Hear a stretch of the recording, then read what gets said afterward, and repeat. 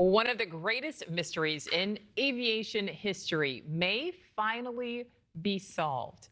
For decades, explorers have been trying to find the wreckage of aviator Amelia Earhart, who was attempting to become the first female pilot to circle the world. The 39-year-old and her navigator, Fred Noonan, vanished while in the middle of that flight back in 1937. No trace of their remains or of the plane were ever found. But now, Purdue University researchers say they have found very strong evidence of Earhart's plane. The group is set to travel to the South Pacific to determine if this so-called visual anomaly in the water off of a remote island is, in fact, the wreckage of the lost plane, which is in a lagoon on a small island between Australia and Hawaii. So I'd like to welcome in the Chief Marketing Officer at Purdue University, Kelly Hiller. Kelly, great to see you. Thank you for giving us some time on this today. This is so fascinating.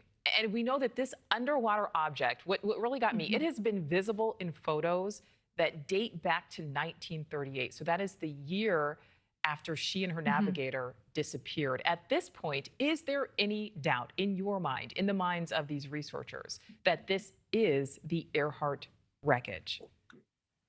Well, there's definitely a lot of compelling evidence, and we're lucky to go along on this journey. The initial discovery of the satellite images was driven by the Archaeological Legacy Institute, and they reached out to Purdue. And over the years, we've had many individuals and groups reach out to Purdue University claiming they had evidence of where the plane was located. And to this point, we had not viewed the evidence as substantial as what we are viewing in these images that, again, were started capturing in 2020. And over time, there was a historic tropical storm that really shifted the landscape of that area and has revealed more and more of what appears to be the Lockheed Electra 10E. So we're excited to go take a look and hopefully solve one of aviation's greatest mysteries. This is so fascinating. So if this is in fact the wreckage, what will that mean for researchers? Just talk about the significance of finally being able to close this chapter, and it will be due, in large part to these Purdue University researchers.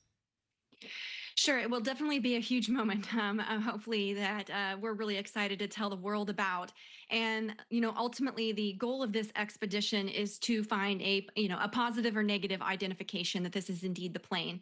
And once we find that positive identification, there will be a subsequent expedition scheduled to, in essence, extract the plane. As you can imagine, that will be quite the feat after being underwater and in sand for so long. But hopefully, the ultimate goal is to work with lots of different individuals involved to bring the plane back to Purdue University. Ultimately, there's documentation. That's what Amelia wanted. That's what George Putnam wanted. Because this wasn't just about, from Amelia's perspective, about going around the world. This was also a scientific experiment of, what does this type of journey do to the human body? How is that impacted? What is the technology that is challenged or needs to be improved upon that? And the intent was to bring that plane back to Purdue University to educate more students and inspire more students, of which she continues to do to this day with her legacy still at Purdue University. Absolutely. Just really quickly, Kelly, do you think Sure. Earhart had more of an impact on history, due in part to the fact that, she disappeared? Is the mystery part of the appeal?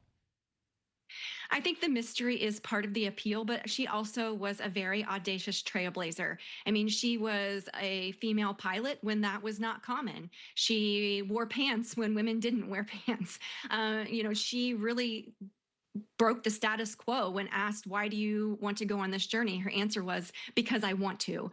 So she very early, she established the 99s, was a founder of a female chapter of pilots, and that organization continues to this day. There's still a chapter at Purdue University. We have the Earhart Terminal at Purdue University, Earhart Hall. So her legacy is inspired so many, just from she was willing to break the rules and pursue her dreams. And that's still, I think, to many people, the type of courage that's inspirational to this day. 100%. Kelly Hiller from Purdue University, thank you so much for your time. Thank you for having me. It's a pleasure. Thank you for watching. Subscribe below and download our NewsNation app right now on your phone, and you will get fact-based, unbiased news for all Americans.